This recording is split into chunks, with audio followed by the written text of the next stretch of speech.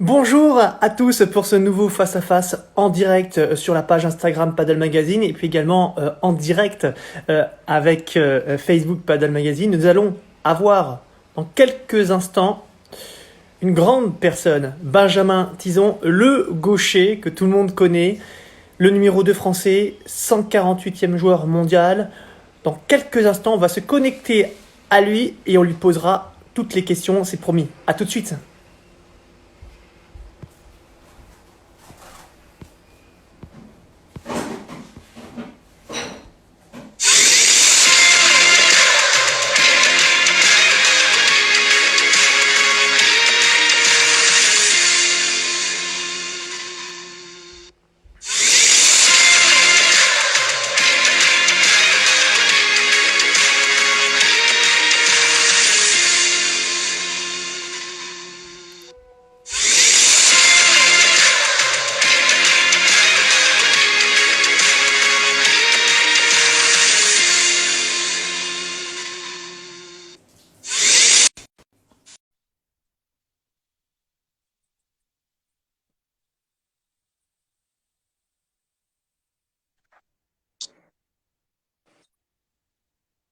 Salut Bonjour Francky, à tous, salut Benjamin.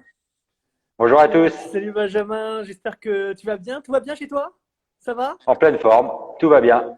Bon, bah écoute, d'abord Benjamin, merci d'avoir accepté cette invitation. On a plein de questions à te poser. Je vous rappelle qu'on est en double live parce que c'est comme ça que ça se passe sur Paddle Magazine. On est à la fois sur Instagram et en même temps sur Facebook. Donc n'hésitez pas à nous poser des questions et puis on essaiera d'y répondre tout au long de l'interview et surtout à la fin si ça ne correspond pas au thème. Benjamin, d'abord, on va commencer par, on va dire, ce qui se passe aujourd'hui, cette partie, Hmm. cette crise sanitaire, et puis ce déconfinement. Aujourd'hui, tu es en Espagne. Comment ça fonctionne pour toi? Non, je suis pas en Espagne, je suis à Perpignan Ah aujourd'hui, oui, oui, pas loin. mais je suis pas loin, voilà. Non, je suis pas encore retourné en Espagne. Je sais qu'il y a une partie de l'Espagne qui ont le droit de s'entraîner pour les sportifs de haut niveau, notamment au paddle. Après, je préfère me laisser le temps de réflexion et de voir un peu comment ça va évoluer pour prendre une décision, attendre un peu si le World Paddle Tour va reprendre ou pas, et après, je me ferai une idée avec mon partenaire Jérémy, et on prendra une décision. Vous avez eu des informations du World Padel Tour concernant la reprise. On a vu qu'il y avait des mises à jour au niveau du calendrier, mais est-ce que cela a été définitivement validé? Est-ce que vous êtes en contact avec le World Padel Tour? Alors, on reçoit des mails régulièrement. Ce qu'on peut pas leur reprocher, c'est de se battre pour maintenir les épreuves. Au jour d'aujourd'hui, les dernières infos qu'on a, c'est que c'est maintenu. On ne sait pas trop quand. On espère août ou septembre. Après, bon, il y a beaucoup d'infos contradictoires qui circulent, un peu comme partout. Du jour au lendemain, ça peut changer. Donc, on essaye d'être patient, de pas s'enflammer et d'attendre le bon moment pour avoir les bonnes infos. Euh, quand on, quand on vit un moment si inédit et qu'on a l'intention derrière d'enchaîner, comme ça va être le cas quoi qu'il arrive a priori, enfin on croise les doigts sur le circuit professionnel. Il y a une préparation particulière. On a vu d'ailleurs, je pense à Laura Clerc, je pense à quelqu'un que tu connais bien, Jérémy Scatena, je pense à d'autres joueurs qui ont chacun leur manière de faire. Je pense à Max Moreau qui lui, qui espère manger son premier, qui espère à pouvoir manger son premier burger enfin parce qu'il en peut plus. Bon, est-ce que toi, tu as une autre approche, une manière différente de la visualisation, un coaching particulier? Bon alors écoute, c'est très simple. Moi je suis quand même je suis confiné avec Jérémy, comme il vous l'a dit la dernière fois que tu as été interviewé. On est passé par le cousin germain de ma mère qui est préparateur, enfin qui était préparateur physique à l'USAP et qui joue au paddle, donc qui connaît les spécificités du sport, qui nous a fait un sacré programme à base de 2 séances par jour, une séance de temps en temps, enfin deux séances, une séance, 2 séances, une séance. Et j'ai jamais été autant en forme physiquement, ça c'est sûr. Ah, Et je jamais autant en forme physiquement. Ça veut dire que à la rentrée, euh, voilà, tu espères, pourquoi pas, on va dire surprendre. Et vous avez déjà mis en place peut-être une phase tactique. Je me souviens, évidemment, tu as changé. Alors, je voulais l'aborder peu plus tard, mais puisque tu l'abordes, on rappelle, Benjamin Tison ne rime plus avec Adrien Maigret. Pour ceux qui nous écoutent. En effet, il a débuté une nouvelle aventure aujourd'hui sur le circuit professionnel avec Jérémy Scatena, avec qui tu vis, tu sors, bon, 3 petits points après, je ne sais pas, on verra ça. Bon.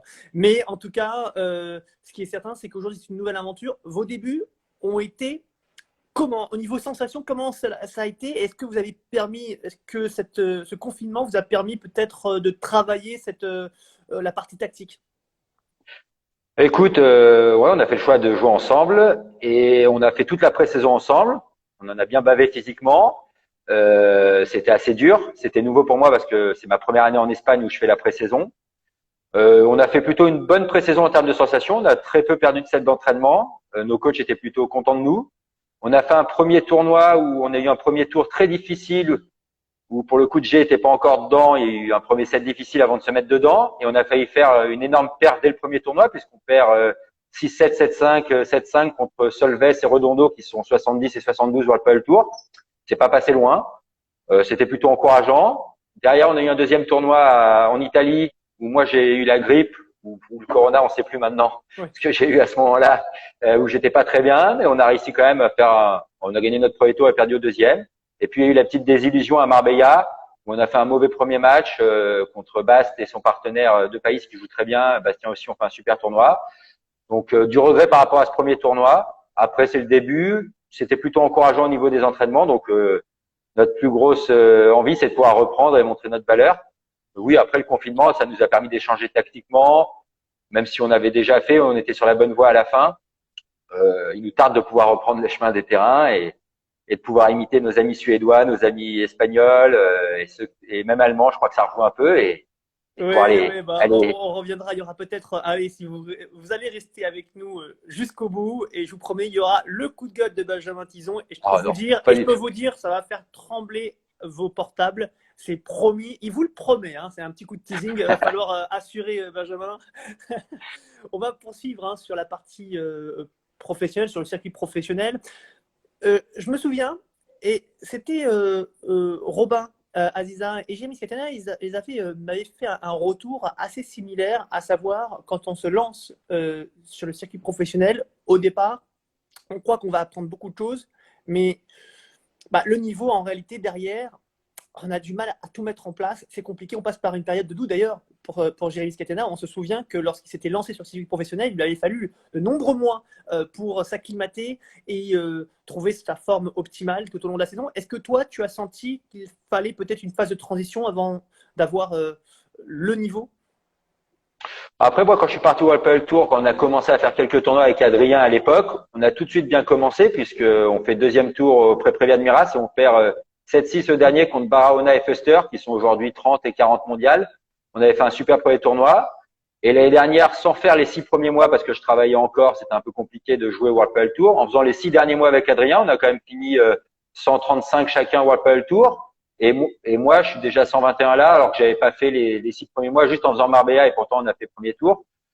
Donc j'ai eu on va dire une adaptation un peu plus rapide que d'autres. Après, c'est sûr que par contre en termes de niveau, le World Padel Tour c'est incroyable pour pouvoir passer les pré-prévia, les prévia, c'est très très compliqué. Après, j'entends surtout souvent dire que aucun Français passe les pré-prévia. C'est quand même plus trop d'actualité parce que l'année dernière, Jérémy les a passés 5 fois.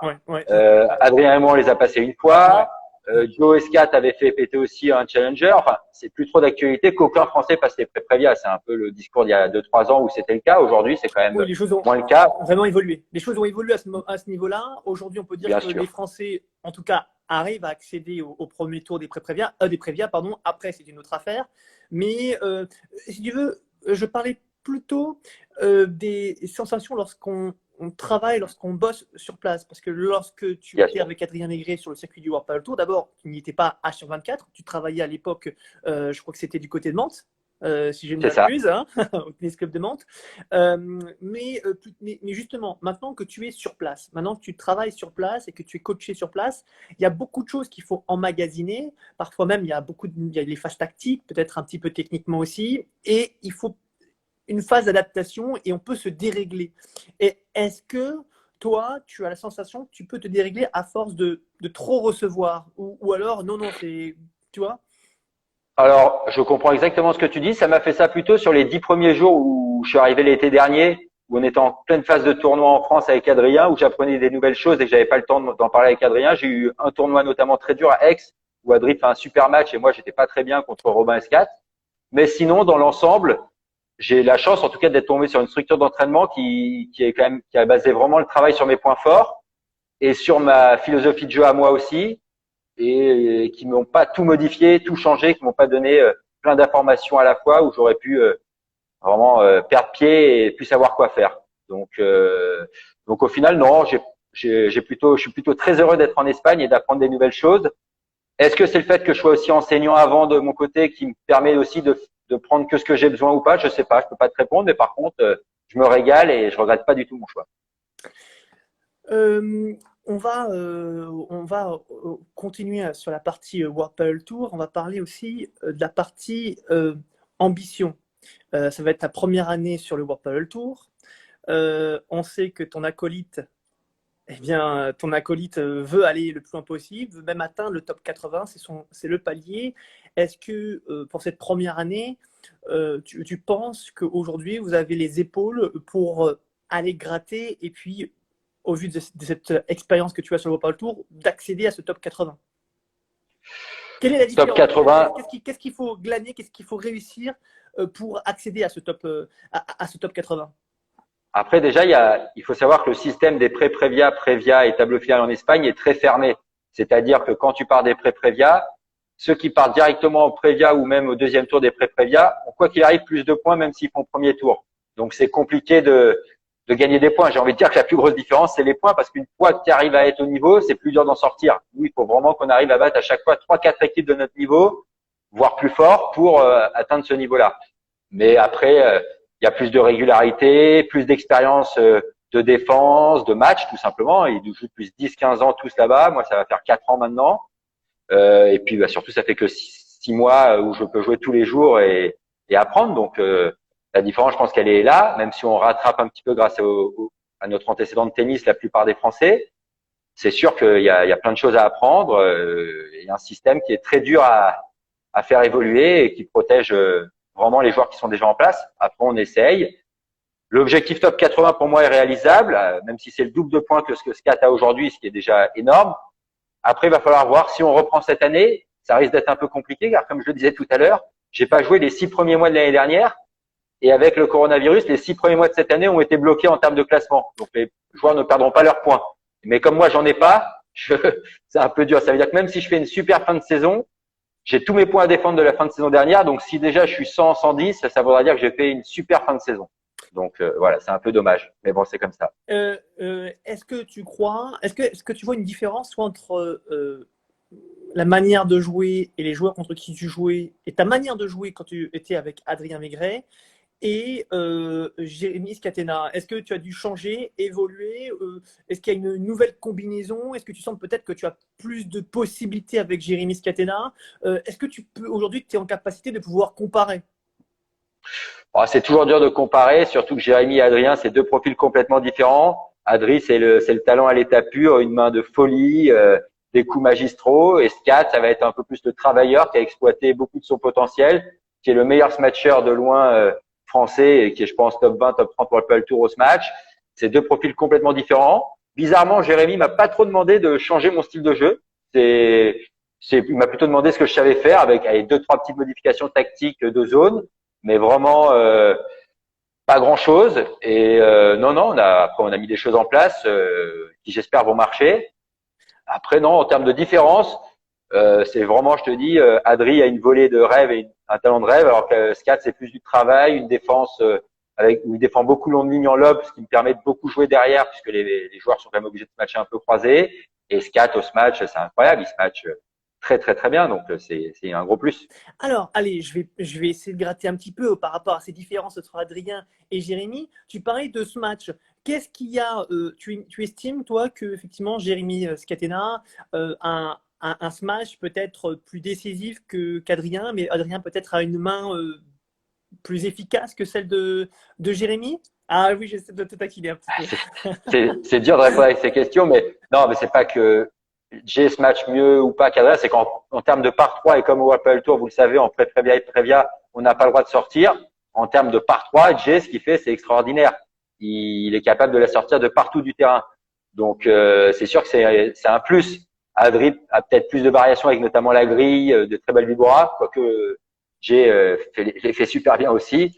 Donc non, c'est deux joueurs avec, on va dire, des gros points forts tous les deux, quelques points faibles, et ils sont différents en termes d'approche mentale et en termes d'approche tactique aussi un petit peu. Donc voilà, mais oui, le gros point fort de Scat aujourd'hui, c'est le smash.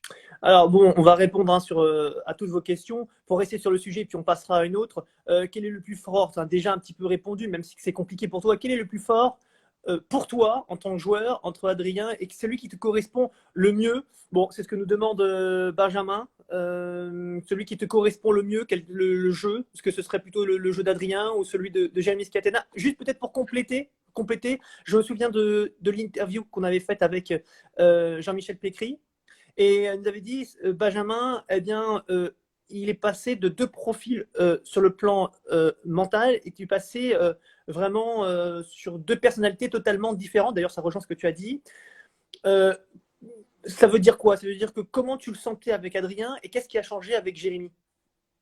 En termes de niveau de jeu, franchement, c'est pas de la langue de bois, c'est très dur de répondre. Sur le plan C'est mental. très sur le plan mental. Sur le plan des sur le plan mental, sur le plan des relations sur le sur terrain. alors le plan de relation sur le terrain, les deux étaient parfaits. Je m'entendais très très bien avec Adri, je m'entends très très bien avec Scat.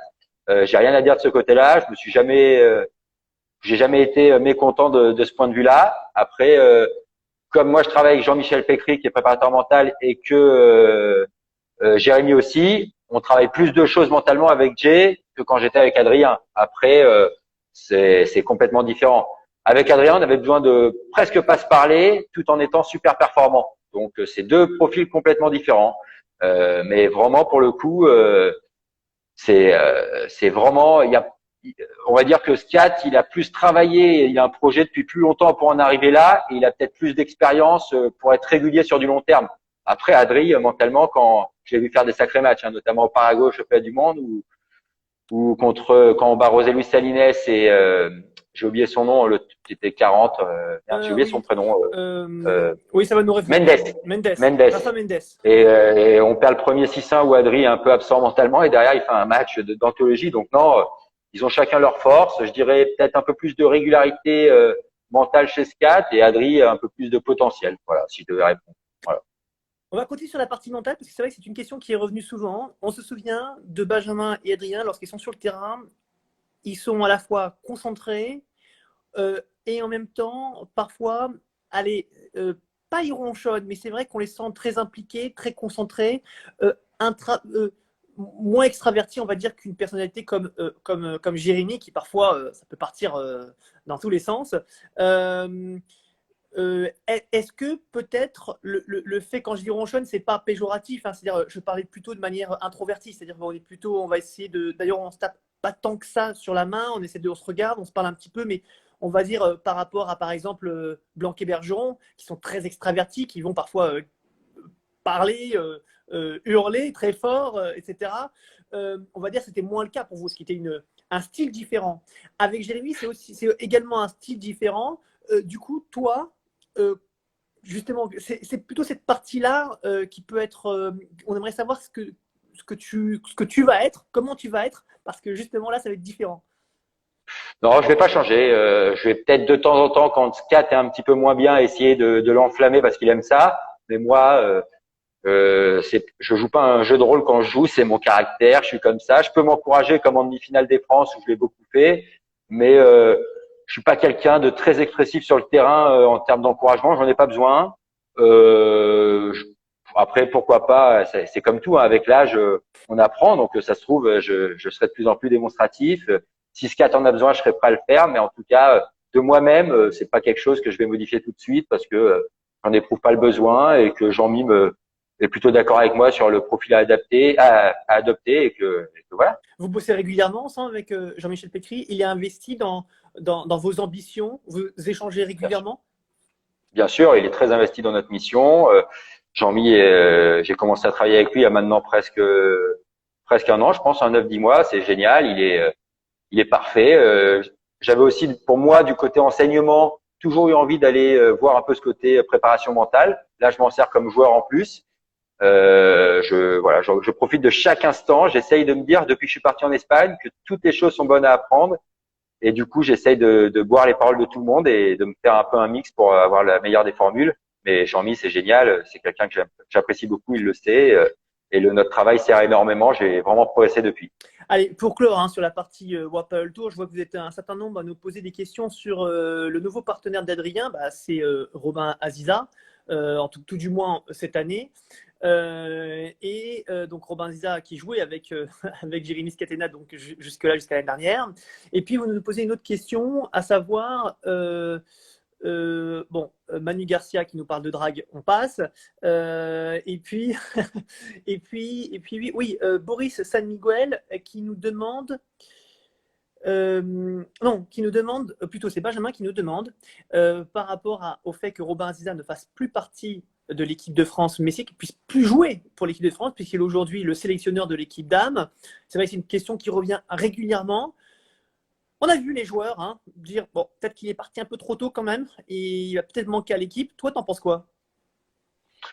Alors après, chacun a ses décisions. Déjà, d'un point de vue personnel, si Robin a estimé qu'il devait accepter ce poste et que c'était bien pour lui, tant mieux. Et tant mieux pour les filles parce que c'est quand même un puits de paddle. Il est depuis longtemps en Espagne. Tactiquement, c'est quelqu'un de très bon.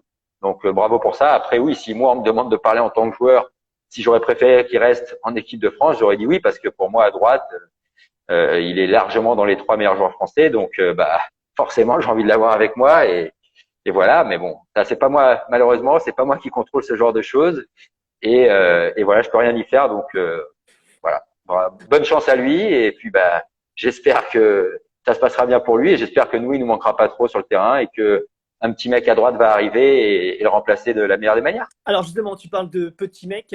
Tu penses peut-être à des joueurs en particulier. Les mondiaux de paddle devraient peut-être se dérouler. On a entendu du oui, on a entendu du non. C'est en novembre prochain. Je ne sais pas si tu as des infos particulières. Bon, no comment. Comment? No comment. No comment. Bon, en tout cas, si vous partez pour les mondiaux au Qatar, tu verrais qui? Tu aimerais avoir qui, peut-être, comme joueur à droite dans l'équipe de France? Alors, répondre à cette question, tu sais que je peux pas dire qu'un nom, c'est impossible. Ah oui, Parce que sinon je vais me faire massacrer. Non, par contre, je pense que en tant que joueur de droite, il y a Justin qui est parti avec nous en Italie, qui est un très bon joueur de droite. Il y a Jérémy Ritz, même si sur les 2 dernières années il n'a pas pu venir avec nous, qui a une valeur sûre. Il y a JT Perrou qui a beaucoup progressé. Il y a Nico Trancard qui vient de partir en Espagne. Et, il y a Simon Boissé aussi. Enfin, je n'ai déjà cité 5 et pour moi c'est sensiblement le même niveau. J'aimerais pas être à la place du sélectionneur pour choisir alors qu'il n'y aura pas de tournoi, ça se trouve avant septembre ou octobre. Bon courage à lui pour choisir. Je vois en commentaire Max Moreau à droite, bien sûr que Max aussi à droite pourrait être une très bonne option. Voilà, après pour moi à droite, il y a Joe qui est très très fort et au-dessus, et derrière il y a de la place, donc à eux de se battre. Et encore une fois, moi je suis joueur et pas du tout sélectionneur, j'interviens pas dans les choix des joueurs. Oui, mais peut-être plus tard un jour. Mais bon, en tout cas, tu as le droit d'avoir un avis. Je sais pas. Oui, bien sûr, mais je sais pas si j'ai oublié quelqu'un à droite, si j'ai parlé vite, mais je pense avoir fait le tour de ceux qui ont eu des bons résultats. Alors, par qui je vais me faire engueuler Alors, lui, c'est fait. JT, c'est fait. Bon. Simon, c'est fait. Écoute, a priori, je pense qu'on est pas mal. Non, par contre, c'est très intéressant. Tu as parlé de Max Moreau. On l'a eu aussi en interview il n'y a pas si longtemps que ça. Et c'est vrai que dans les questions, une revenait souvent, c'est Max Moreau, un joueur qui peut jouer à gauche comme à droite. Et même pour certains, au vu de son jeu et de ses caractéristiques qui sont assez exceptionnelles en défense, beaucoup se demandent pourquoi il ne joue pas plus souvent à droite. Est-ce que toi aussi, ça peut être, c'est une question que tu peux te poser? Oui et non, parce que moi, Max, je lui ai déjà parlé de ça avec lui. Il m'a dit qu'il préférait jouer à gauche parce que pour l'instant, il se sentait pas aller être au bout de son projet à gauche et qu'il trouvait qu'il était très performant à gauche. Après, oui, en termes de caractéristiques, il pourrait très bien jouer à droite, mais je prétends être personne pour lui dire Max, va à droite, tu seras meilleur à droite. Oui, c'est impossible à dire. Après, c'est à lui de voir avec le sélectionneur le projet qu'ils peuvent mettre en place, si lui ça le branche ou pas. et voilà, je peux pas du tout répondre à sa place pour le coup. Mais bon, c'est sûr que je pense pas que Max Moreau serait maladroit à droite. Oui. D'autant Mais qu'il a d'autres, hein, déjà. Bah oui, sûr. j'ai déjà vu jouer Adrien à droite. Il joue très bien. Je suis sûr que Bastien jouerait très bien à droite aussi. En France, on se prend beaucoup la tête sur les côtés, alors qu'en Espagne, c'est quelque chose qui n'entre pas du tout en ligne de compte. Tout le monde joue à droite, à gauche. Même moi, si demain le sélectionneur m'appelait pour jouer à gauche, j'irais jouer à gauche sans problème. Et, et D'accord. petite info, je suis pas mauvais à gauche. Non, je dis ça par rapport à Scat parce que comme on est en coloc avec Joe Scat, de temps en temps, je fais des diags avec Scat à gauche et j'embête un peu. Ah, d'accord. Est-ce qu'un jour on pourrait voir un Tison à droite et un Scatena à gauche? L'inverse, pardon. Non, ça non. Par contre, si la saison n'avait pas été un peu annulée comme cette année, j'aurais fait un tournoi à gauche avec un gaucher à droite pour le fun. Mais Ah, bon, ça c'est pas fait d'accord. maintenant. C'était C'est avec un faux. Mathieu Lapouge? Bon, ça aurait pu être Matt Lapouche, ça aurait pu être José Luis, ça aurait pu Ah être oui. le petit gaucher Dylan Guichard, ça aurait pu être plein de mecs, mais en tout cas, j'aurais joué. J'aurais fait un tournoi, c'est sûr. D'accord, d'accord, d'accord. Alors, on va se plonger dans la partie équipe de France. On a un petit peu parlé déjà avec les mondiaux. Euh, bon, d'abord, première chose, comment s'est passé, on va dire, ton intégration dans l'équipe de France? Puisque je rappelle, hein, on aurait pu, d'ailleurs, on va en profiter pour en parler. Ça ne fait pas 15 ans que tu joues au paddle. Et finalement, tu as eu une progression incroyable, puisqu'en l'espace de quelques années, tu me diras précisément le nombre d'années, tu t'es retrouvé à jouer au Paddle Club de Bois d'Arcy, jusqu'à aujourd'hui, jouer sur le circuit du World Paddle Tour de manière express. Tu t'y attendais, tu savais tout de suite Pas du, en prenant la balle, tu savais que tu allais te retrouver comme professionnel de paddle en Espagne? pas du tout. Je dois vous avouer que j'ai commencé les premiers tournois, je me rappelle un P500 au Paddle Central de Lyon avec Fred Pommier, où on est allé faire un tournoi comme ça parce qu'on adorait le paddle. Ça a plutôt bien marché parce qu'on avait fait finale et on avait battu Joe et Pierre-Étienne Morillon sur un super match. Donc c'était plus, on était sorti nulle part. Moi, je savais même pas que je jouais bien entre guillemets. J'avais jamais, enfin, je le savais pas. Et c'est plutôt parce qu'on a eu des bons résultats qu'on s'est lancé dans le truc. Et pour tout vous dire, même quand j'étais au Paraguay avec l'équipe de France, je parlais avec Pascal Maria, Max Moreau, Mélissa Martin, et j'étais pas encore du tout sûr d'aller en Espagne. C'est plutôt eux qui me disaient mais comment t'y penses pas? Et pour moi, je disais mais attendez, j'ai 30 ans, c'est impossible que je parte. Et finalement, je suis parti. Mes parents, mes amis m'ont dit d'y aller. J'ai foncé bien sûr que les résultats ont aidé. Comme j'ai eu des résultats, ça m'a permis d'y aller. Et donc voilà. Rappelle-nous, tu as commencé le paddle il y a combien de temps? 3 Je ans? pense que ça fait 3 ans, 4 ans maintenant. Je sais plus les dates exactes, mais ouais, 3, 4 ans. 3, 4 ans que j'ai commencé. Au début, on jouait juste une fois par semaine en faisant des parties, et puis au fur et à mesure, un peu plus. Il y a voilà. Et pour finir en Espagne et m'éclater, jouer tous les jours et faire que ça. Donc comme quoi, la vie nous réserve des belles surprises.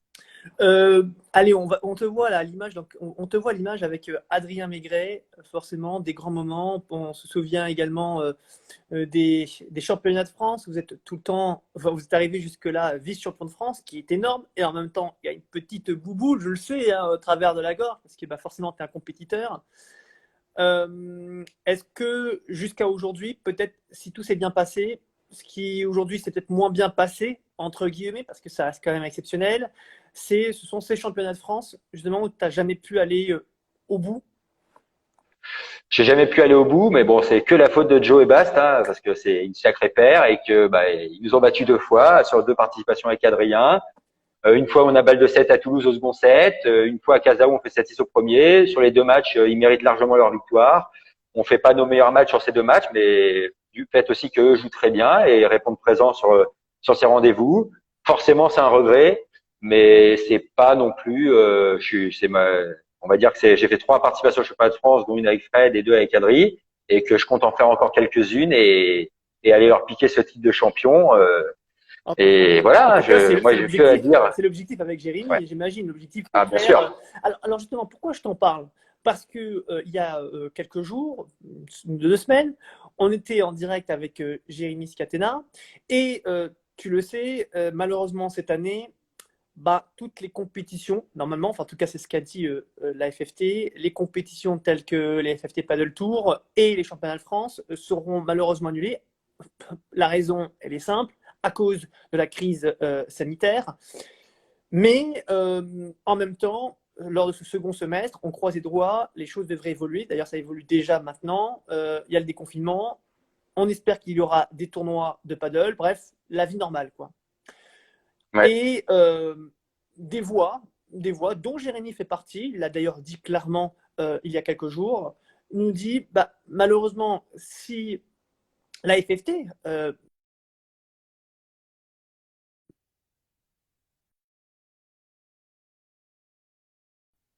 Allô? ouais. T'as bugué, je crois. Ou j'ai bugué, je sais pas, mais. Ah bon, en tout cas, non, donc par rapport à Jérémy Scatana, il nous expliquait que s'il n'y avait pas de nouveaux tournois ou de pseudo-championnats de France ou de gros tournois qui allaient réunir tous les meilleurs joueurs français lors de ce second semestre 2020, il se proposait, avec la FFT ou non, de proposer un super gros tournoi avec les meilleurs joueurs français qui seraient, allez, en quelque sorte, il l'a dit, un genre de pseudo Coupe de France parce qu'il pense que c'est important qu'il y ait au moins quelque chose en France. Est-ce que tu le suis? Est-ce que tu es d'accord avec cette initiative? Comment tu vois les choses? Alors Jay a tout. Heureusement qu'il y a aussi Jay qui propose des choses comme ça, dans le sens où il est toujours plein de bonne volonté, il fait plein de choses, il est toujours pour le bien du développement du paddle. Après, moi, j'ai plutôt une démarche de me dire, on va voir en septembre si on est déconfiné déjà, parce que c'est pas sûr. On sait pas ce qui va. Enfin, si on peut rejouer au paddle, pardon.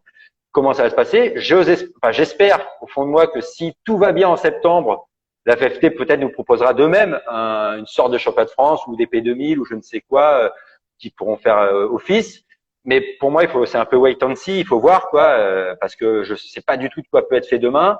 Et ce qu'il faut avouer quand même, c'est qu'au jour d'aujourd'hui, personne ne peut savoir puisque la FFT a un conseil scientifique qui suivent, mais on peut voir qu'il y a un conseil scientifique en Espagne qui dit l'inverse, un conseil scientifique en Allemagne qui dit l'inverse, un conseil scientifique en Suède qui a dit complètement l'inverse. Eux, c'est carrément le gouvernement qui n'a pas du tout confiné. La vraie vérité sur le coronavirus, c'est qu'aujourd'hui, personne ne sait rien et que on peut pas savoir et que tout le monde du coup prend ce qui leur semble être les meilleures décisions. Mais moi, j'aimerais vraiment pas être à la place des dirigeants de notre pays, ni de la FFT, ni de personne, parce que c'est super compliqué. Imaginez le conseil scientifique français, il dit pas de paddle. La FFT pousse et dit on fait un championnat de France quand même et il y a un mort. Dans le monde où on vit aujourd'hui, ça sera un cataclysme. On a pu le voir avec Emmanuel Macron qui a maintenu les élections et du coup ça a été, tout le monde disait c'est une catastrophe. Alors que s'il les avait annulés, tout le monde aurait dit c'est parce qu'il savait qu'il allait perdre. Du coup, il les a annulés. Quoi qu'il arrive, de toute manière, il y a que des mauvaises décisions. Moi, ce que j'ai du mal à comprendre, c'est comment on peut avoir des conseils scientifiques dans chaque pays qui disent pas du tout la même chose. Ça veut dire quand même que c'est le vrai bazar et qu'on sait pas du tout. Donc moi, je m'abstiendrai de commentaires sur championnat de France ou pas, et j'ai envie d'en savoir plus et qu'enfin, une fois pour toutes, on nous dise ce qu'il en est vraiment et que ça soit fini pour de bon parce que j'en peux plus. Ouais, tu en peux plus comme beaucoup de joueurs. Alors, je rebondis forcément sur un article qui est apparu il y a une heure. On a eu quelques petits messages d'ailleurs par rapport à ça. On vous remercie tous. C'est vrai que c'était un message qui reprend précisément ce que tu dis, à savoir, ça reste très compliqué de prendre une bonne décision pour tout le monde.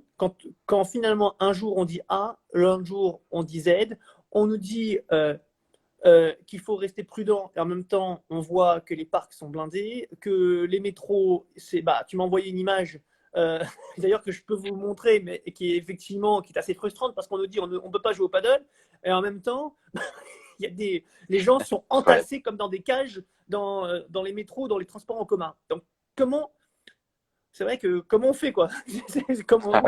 Donc c'est Moi, je suis pas du tout, j'ai pas du tout de critères spécifiques. Enfin, je sais pas, j'ai pas de compétences particulières pour juger du coronavirus. Je suis pas scientifique, je suis rien. Après, c'est sûr que j'ai le droit de me poser la question en tant qu'être humain, comment on peut autoriser à être 200 par rame de métro et pas jouer à 4 pour la transpiration paddle. C'est sûr que ça me fait me poser des questions, mais j'en ai aucune idée. Et encore une fois, comme je le dis, j'y connais rien. Je laisse les spécialistes faire et les spécialistes entre eux sont pas d'accord. Donc, c'est plutôt les spécialistes entre eux qui vont devoir réussir, j'espère le plus vite possible, à nous en dire plus. Et moi, je suivrai l'avis générale parce que c'est le mieux à faire. Et voilà. Eh bien, écoute, on va poursuivre notre interview, mon cher Benjamin, si tu es d'accord, mais cette fois-ci avec quelques questions, allez, questions un petit peu politiques, c'est un peu à l'air du temps, tu le sais, hein, il y a forcément, aujourd'hui, tu es un acteur du paddle, tu es impliqué, tu es également un enseignant, comme on l'a dit au départ, tu as un pied en Espagne, mais tu as un autre pied qui reste en France avec toute ton expérience, avec le club dans lequel tu as été aussi enseignante de tennis, qui est celui de Mantes. Bah forcément, lorsqu'on parle, on va commencer par le thème de l'enseignement.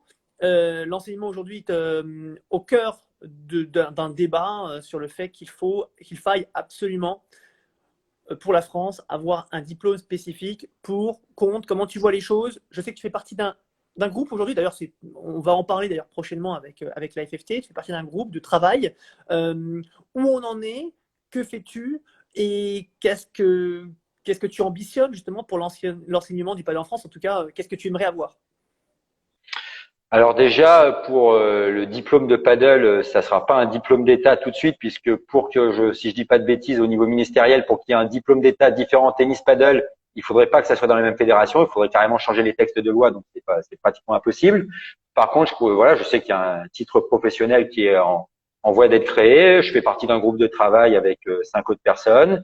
On m'a demandé si je voulais en faire partie il y a un petit moment. Comme moi, j'ai été DES, enfin l'équivalent de BE2, enseigné dans mon club et le tennis et le paddle, et que je me lançais à fond dans le projet paddle et que j'avais du temps libre, j'ai répondu favorablement. Donc voilà, il y a des bonnes choses qui vont être faites. Les contenus sont en train d'être créés et je pense que la FFT va bientôt communiquer là-dessus. Je peux pas communiquer à leur place là-dessus parce que c'est pas moi moi je suis dans le groupe de travail, mais je suis pas du tout décideur pour quand les dates, quand ça va sortir officiellement. Donc je préfère laisser la fédération communiquer là-dessus. Alors, je vais peut-être reposer la question différemment. Aujourd'hui, tu fais partie d'un groupe de travail au sein de la FFT, puisque peut-être que vous ne le savez pas, mais aujourd'hui, la FFT travaille très sérieusement sur un monitorat, sur un diplôme qui concernerait tout le monde et non pas que des joueurs de tennis. C'est un peu l'ambition et l'objectif de ce diplôme. Et toi, Benjamin, avec d'autres, je crois avec Brice Bernard, Christina Clément et une quatrième personne, peut-être, tu vas peut-être me citer le nom. En tout cas, Non, t'as oublié. Il y a Joe Bergeron, Alix Colombon et j'ai oublié Arnaud Taboni. Et Arnaud Taboni, oui, Bon, d'ailleurs, qui est gaucher comme toi. Et j'ai vu d'ailleurs dans un message qu'il était prêt j'ai vu ça. qu'il était prêt à jouer avec toi si tu cherchais un gaucher. Voilà. Bien sûr, ben, voilà, j'ai trouvé mon gaucher alors avec Voilà. Arnaud. Non, mais oui, il y a un groupe de travail, je te le confirme, qui travaille dessus sur des contenus. Donc les 6 personnes que j'ai citées. Donc voilà, c'est en train d'avancer. Je peux vraiment pas en dire plus parce que voilà. Si tu veux, l'idée est de savoir quel est le rôle de ce groupe de travail, comment vous avancez, est-ce que vous travaillez justement sur… Voilà, Chacun a une mission bien précise. Et la mienne, moi, je suis sur tout ce qui est partie entraînement un peu haut niveau, tout ce qui est contenu haut niveau et tout ce qui est mise en place de contenu de formation à présenter pour les futurs stagiaires de cette formation. Voilà, mais voilà. D'accord. Alors, on va continuer sur les opinions et avis. Allez, on se lance. Hein. Je sais que tu as peur de rien, Benjamin, et que tu es un fonceur. Et la preuve, c'est qu'on va parler on va dire, des clubs municipaux, des clubs privés. C'est un thème, hein, d'ailleurs, que tous les joueurs aujourd'hui en parlent entre eux. Tous les acteurs du paddle en parlent, puisque c'est vraiment un thème, on va dire, aujourd'hui, qui est devenu très général. Quel est ton avis, ton opinion par rapport à ça? Donc, je rappelle un petit peu les faits. Bon, aujourd'hui, on voit et on constate sur les réseaux sociaux et un peu partout, notamment les clubs privés qui, on va dire, sont au minimum assez mécontents parce qu'ils ont l'impression qu'on ne les écoute pas. Et toi, justement, qui as plusieurs casquettes, qui voit un petit peu ça à la fois de l'intérieur mais aussi de l'extérieur. Comment tu vois les choses? Bah, moi, je pense que le développement du paddle va passer par les clubs privés et aussi les clubs municipaux. Tout le monde, tout le temps, oppose les deux entités. Mais moi, je pense qu'il y a possibilité que les deux cohabitent. Sans club privé, le développement du paddle est impossible en France, puisque aujourd'hui, je crois qu'il y a seulement 1 ou 2 clubs municipaux qui ont des terrains couverts. Donc, il faut pas être très intelligent pour comprendre qu'avec 1 ou 2 clubs couverts, ça suffit pas pour développer le paddle. Moi, j'ai eu la chance de jouer dans les plus beaux centres privés de France et c'est génial. On est toujours bien reçus. Les P2000 l'année dernière ont été super. Donc moi, je suis très content de participer à ces étapes-là dans les clubs privés. Je comprends que les clubs privés soient mécontents. Après, moi, encore une fois, je suis joueur. J'ai aucun pouvoir décisionnaire. Et moi, ce que je leur souhaite, c'est de réussir à tous s'entendre entre eux pour pouvoir après communiquer avec la fédération et se mettre d'accord avec la fédération, si c'est possible. Je sais pas du tout la volonté là-dessus de la fédération. Elle m'a pas mis dans ses petits papiers pour ça. Donc, je sais pas du tout. Je parle complètement sans savoir. Mais en tout cas, oui, les clubs privés, s'ils arrivent à s'entendre déjà tous ensemble, ils ont raison de proposer des choses parce que le padel, c'est eux qui représentent beaucoup de terrains en France. Et donc voilà, moi, je trouve que la fédération pourrait très bien aider et des clubs municipaux et des clubs privés. Si c'est possible dans les statuts d'une association d'aider des clubs privés, je vois pas pourquoi ça se ferait pas. Mais après, tu serais pour une association des clubs privés éventuellement pour qu'ils puissent faire valoir peut-être leurs intérêts? oh bah oui, si je pense que c'est comme nous les joueurs, plus vous êtes unis, plus vous avez de chances d'être entendus. Donc oui, bah, c'est sûr que Quand tu dis je crois que c'est partout pour tout le monde dans toute la vie de tout le monde, c'est que plus vous êtes nombreux, plus vous avez de chances d'être entendus. Si tout le monde se tire dans les pattes les uns avec les autres, il y a moins de chances d'être entendus, ça c'est sûr. Mais j'ai regardé l'interview avec toi de Loïc lundi, et d'après ce que j'ai entendu qu'il a dit, je crois qu'il commence à se réunir. Donc bah, bravo. Hein, moi je suis pas du tout contre les clubs privés et ni contre la Fédé d'ailleurs. C'est pour moi il faut pas opposer. Voilà, tu parlais d'association, tu parlais des joueurs. Ça veut dire qu'aujourd'hui, est-ce qu'il y a un intérêt? Alors vraiment question neutre, hein, mais tu parlais des clubs privés, d'associations et pourquoi pas des associations et joueurs. Est-ce qu'il y aurait un intérêt, quitte à un syndicat? C'est peut-être pas forcément le bon mot, mais un regroupement des meilleurs joueurs pour faire valoir leurs intérêts. C'est quelque chose qui est dans l'air du temps? Bien sûr, il y a deux possibilités. Il peut y avoir un groupe des meilleurs joueurs français, comme il y a un peu le tennis pro au tennis, qui pourrait être Padel Pro, mais ça peut être aussi une association plus large qui regroupe un peu beaucoup de joueurs français, même pas les meilleurs forcément, pour le développement du padel. Tout est envisageable. Après, c'est toujours pareil. Il faut un leader, il faut quelqu'un qui s'en occupe, il faut des joueurs qui suivent. C'est pas si facile que ça. Il faut du temps libre. Comme tu le sais, le padel rémunère pas encore très très bien sur le circuit, donc ça demande. On est au début du padel, faut pas sauter non plus trop vite les étapes. Donc voilà, je pense qu'il y a plein de choses à faire. Après, faut les faire. C'est toujours facile d'avoir des idées et de critiquer. Après, de faire les choses et de vraiment les mettre en place, c'est autre chose. Donc voilà. Tu as parlé justement des rémunérations et on le sait dans le paddle, c'est loin d'être évident. Aujourd'hui, il y a un débat qu'on entend depuis maintenant quelques années. Est-ce que l'argent est suffisamment bien redistribué dans le circuit professionnel? Ça, on l'entend depuis avant même que tu te lances sur le circuit professionnel. Ah oui. Oui, donc ça, est-ce que toi, tu as l'impression maintenant, que les choses sont en train d'évoluer? On entend, je t'en parle aussi parce que forcément, tu l'as vu, il y a quelques semaines, on était avec Fabrice Pastor, qui fait d'ailleurs, qui a lancé une petite qui a dit aux joueurs européens, bah, n'hésitez pas à venir, vous êtes les bienvenus. On est en train d'évoluer également sur la partie price money. Est-ce que vous restez à l'écoute? Bien sûr. Comment ça fonctionne justement dans la tête d'un joueur, Bien sûr. Bon, bien sûr, écoute, on est à l'écoute de toute proposition. Il y a aujourd'hui 2 circuits professionnels avec le World Padel Tour qui est le numéro 1 en Espagne, qui est vraiment très implanté en Espagne, où il y a très peu de prize money à part au tableau final. Donc pour nous, c'est sûr que c'est compliqué. Après, on a la chance d'avoir des sponsors, les meilleurs joueurs français, qui nous permettent de moins souffrir et de pouvoir boucler l'année sans dépenser trop d'argent personnel pour la plupart. L'APT est un super circuit organisé par Fabrice Pastor. Voilà, on écoute tout. Il faut voir ce qui va se passer. De là, entre le Corona maintenant, les évolutions, te donner une réponse sur ce que je vais faire les prochaines, c'est impossible. Par contre, je suis à l'écoute de tout et on verra bien. On verra bien ce qui se passe. On vit au jour le jour. Et on l'a bien vu là avec le Corona qui était quand même imprévisible pour tout le monde, que tout peut s'arrêter du jour au lendemain de se passer normalement. Donc écoute, je prendrai des décisions et quand j'aurai pris des décisions, quand on pourra rejouer, je te promets, tu seras le premier à être au courant. Ah bah, de toute façon, je serai juste derrière. Hein, donc, allez, pour terminer, Benjamin, j'ai vu là quelques commentaires tout à l'heure qui parlaient de jouer avec un gaucher. C'est à la fois bien Et en même temps, c'est chiant. C'est un terme qui a été utilisé parce qu'on ne sait jamais quand il faut la prendre, à qui c'est le tour, où il faut le placer.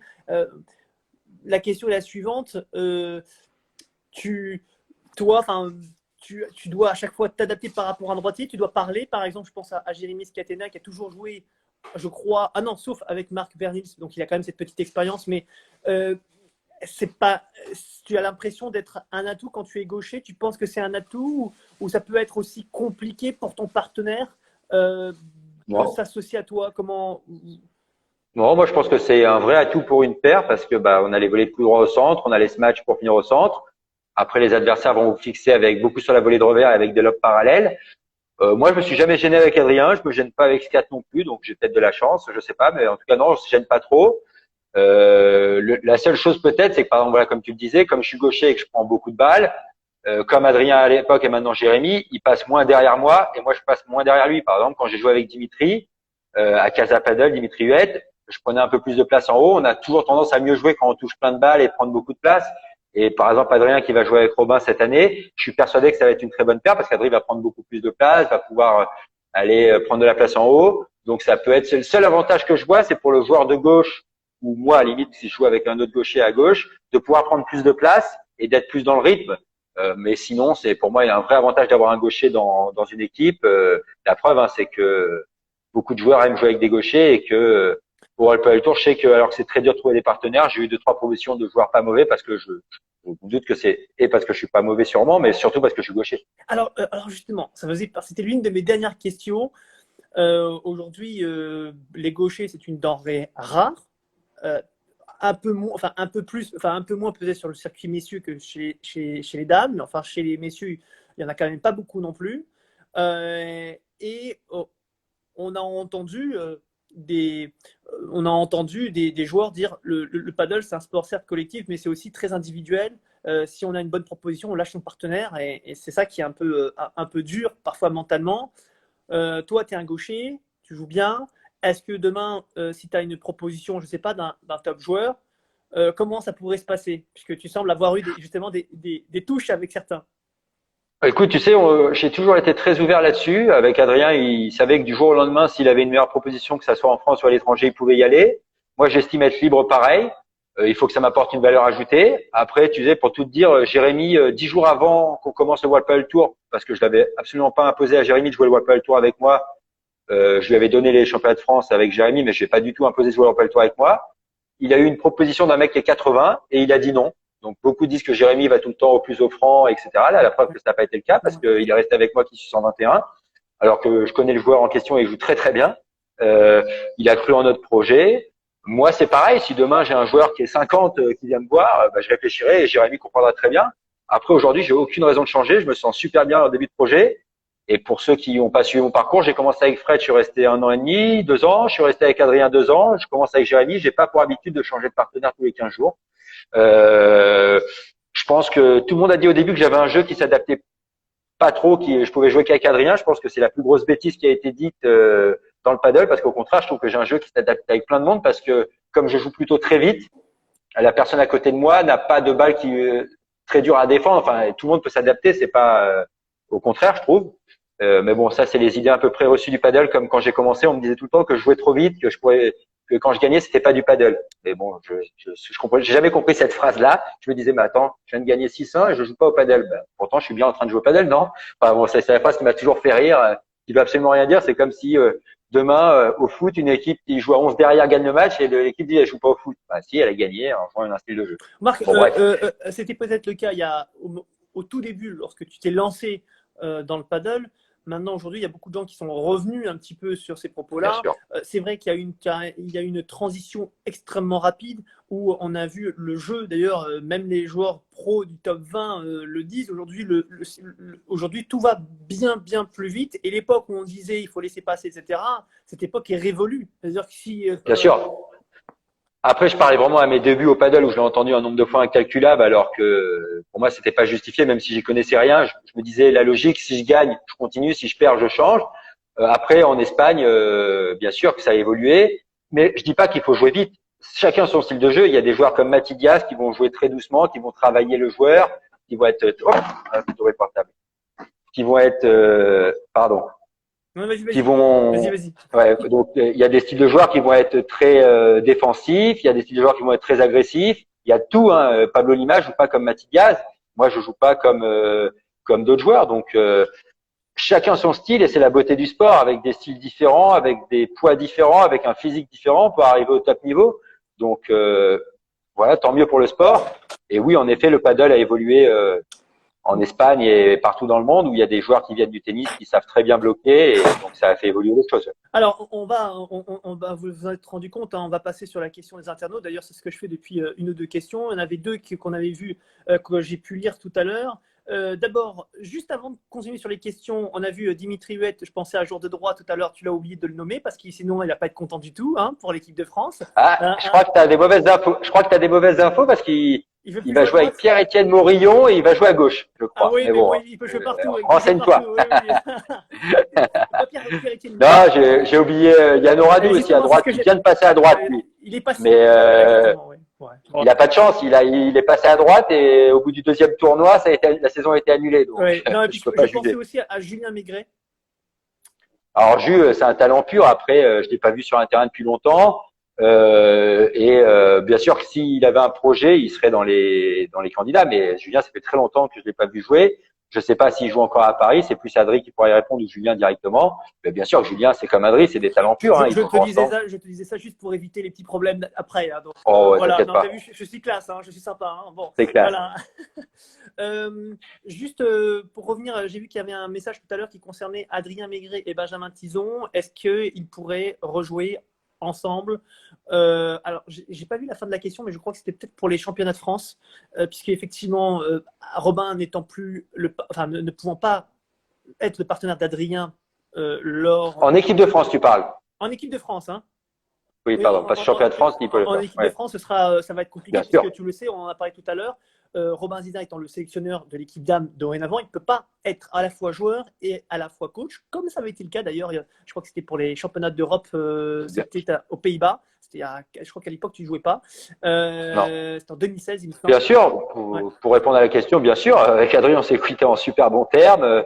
Je peux même rejouer avec lui un tournoi si Skat n'est pas dispo et Robin pas dispo. Enfin, je veux dire, il n'y a aucun problème. Avec Adrien, on joue très bien. Si le sélectionneur nous dit demain, Adri, tu dois jouer, Ben, tu dois jouer avec Adri, ça sera avec plaisir. Comme je serais très content de jouer avec Skat. Enfin, c'est pas de la langue de bois et pas de cinéma. Je suis très content avec Adri. On n'a pas été au bout de notre histoire forcément parce qu'on n'a jamais fait une année complète au World Padel Tour et on vient de commencer notre histoire avec GRM. Donc encore une fois, je pense que je peux très bien jouer avec Adri, je peux très bien jouer avec Skat et je pourrais très bien jouer avec d'autres joueurs.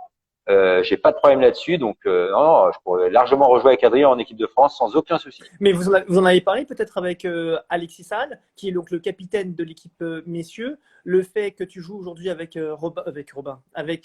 Jérémy Scatena aujourd'hui, que Adrien Maigret soit en équipe de France sans son partenaire officiel. Est-ce que ça a déjà fait l'objet d'une discussion à trois où vous vous êtes dit tiens effectivement on pourrait revoir en arrière, enfin voilà. Non, pour l'instant, pas du tout, parce que l'intérêt aussi d'être passé avec le SCAT, c'est de s'entraîner tous les jours ensemble et de jouer tous les jours ensemble. Donc, on s'est pas dit ça. Je sais pas qui sera pris à droite, mais ça me paraît très logique dans un premier temps que ce soit pour jouer avec Adrien, puisqu'il était titulaire en équipe de France et qu'il c'est un très bon joueur. Après, je suis pas sélectionneur. Si demain il me dit que je dois jouer avec Adrien ou même avec Bast, il n'y a pas de souci. Moi, je jouerai. Je suis pas du tout problématique là-dessus. Je pense que tout le monde peut jouer avec tout le monde. D'ailleurs, tu peux voir que dans les autres nations, tout le monde mixte tout le temps les paires. Et je vois un commentaire de Joe qui dit Tison Bergeron. On est invaincu avec Joe à gauche. On a fait 4 matchs d'entraînement invaincus. Donc tu vois, je peux même jouer avec Joe, pas de problème. Alors tiens, justement, allez, ça va faire partie des dernières questions forcément, mais il arrive à pic. Joe, c'est très bien. Merci d'être présent. Joe Bergeron, je sais pas. Enfin oui, tu le sais. Mais Joe à gauche, il est capable d'envoyer et même plus que bien. Tu as dit d'ailleurs tout à l'heure que les joueurs étaient capables maintenant, peut-être plus qu'avant, d'alterner, de jouer parfois à gauche, parfois à droite. D'ailleurs, on le constate de plus en plus, même en France. Tu te dis, pourquoi pas, un de ces quatre, jouer avec Joe et puis tenter l'aventure, même pourquoi pas un tournoi, non? Un tournoi sans aucun doute. Et même plus, tu sais, l'avenir nous réserve des choses surprenantes. Joe, c'est le meilleur joueur à droite pour moi en France. Il peut passer à gauche parce qu'il a les qualités pour jouer à gauche et qu'il jouerait très bien. Il n'y a pas de problème là-dessus et je joue avec Joe sans aucun problème demain. Il n'y a aucun souci pour ça. Vraiment, c'est mon coloc avec Scat. On s'entend tous les trois super bien et si demain je dois faire un tournoi avec Joe, il n'y a pas de souci. C'est tous les jours. Je signe. Allez, Benjamin, dernière question. Bon, allez, donne-nous un petit dossier là concernant ton collègue, ton partenaire, ton pote, Jérémy Scatena. Aujourd'hui, tu es avec lui. On sait qu'il y a pas mal de dossiers. Justement, il y a quelqu'un qui a dit qui sortent les dossiers, nom de Dieu. Ah, Bon, alors non, mais on aimerait, ça reste entre nous. Il n'y a personne qui nous écoute. On aimerait justement, on aimerait savoir. On aimerait savoir s'il n'y a pas quelques bricoles justement concernant Jérémy. Allez. non, ce que je peux dire aux gens, c'est qu'il est encore plus fou que ce que les gens pensent. Ah, C'est le seul truc que je peux ah dire. bah, dis donc, bon, bah écoute, ce sera le mot Voilà. de la fin. On ose imaginer dans ce cas-là. Merci beaucoup, Benjamin. Merci à toi et merci à vous. Bah, merci à tous également d'avoir répondu présent avec toutes les questions. On a eu des très très bonnes. Effectivement, alors on nous demande si tu as déjà joué au tennis. Bah, oui, effectivement, je crois que tu as C'est moi qui ai été -4, donc tu as un bon passé dans le tennis. Qui t'a, j'imagine, aidé énormément et qui t'a permis d'évoluer très rapidement. bien sûr. Oui, alors allez, peut-être question anodine. Je crois que c'est quelqu'un qui veut te connaître. J'ai pas vu son. C'était comment fait-il pour jouer si bien avec une technique aussi, je cite, pourrie.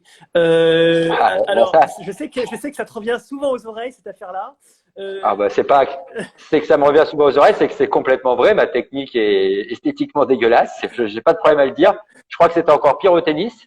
Donc, je vis très bien avec ça. Ça se passe bien. Non, mais écoute, je crois que j'ai un très bon œil déjà, donc je vois très vite où va la balle. C'est une de mes qualités. Et après, bah, j'arrive à la mettre, la balle, je sens plutôt bien la balle pour la mettre un peu où je veux. Donc, bah, ça se passe plutôt bien. Et au final, j'en suis un peu fier de ma technique maintenant parce que je suis un peu à part et que voilà, je suis atypique, quoi. Serait-ce Sébastien Ruiz et Conero qui lui aient enseigné le paddle? C'est ça? Alors, je crois que Sébastien Ruiz t'a aidé. Sébastien Ruiz, rappelons-le, qui est coach de paddle, On a qui joue commencé, beaucoup d'ailleurs au club de Bois d'Arcy. on a beaucoup commencé avec Fred, Adrien Maigret et Sébastien Ruiz. Après, il m'a jamais donné de cours, ou peut-être une fois, ça n'a pas été mon prof, mais il me donnait des conseils tactiques, il me donnait des conseils techniques pour progresser. Après, j'aime bien me faire ma propre opinion et prendre un peu de tout le monde. Je travaille beaucoup dans l'échange.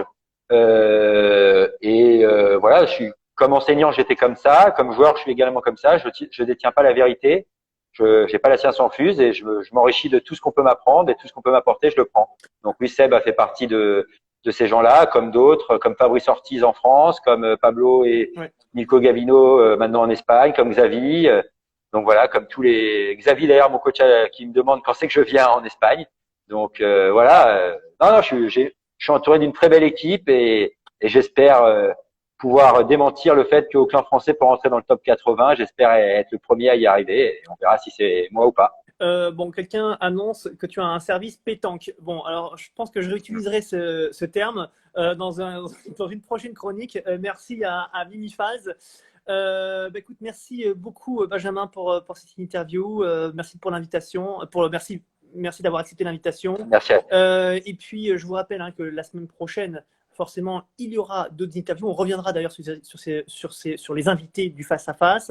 Je vous rappelle qu'il y aura une petite pause jusqu'à la semaine prochaine. Et puis, c'est reparti 2 par semaine avec des joueurs, des acteurs du paddle. On va avoir quelques belles surprises également du monde du paddle en règle générale, c'est promis. Benjamin, bah, écoute, bonne chance pour le déconfinement. Je croise les doigts. J'espère que ça va le faire. Et puis que vous allez bien cartonner sur le circuit. Merci beaucoup Francky pour l'invitation. Merci à tous d'avoir regardé et puis je l'espère à très bientôt sur les terrains et voilà. Super. Bisous à tous. Ciao Ben. Ciao. Ciao.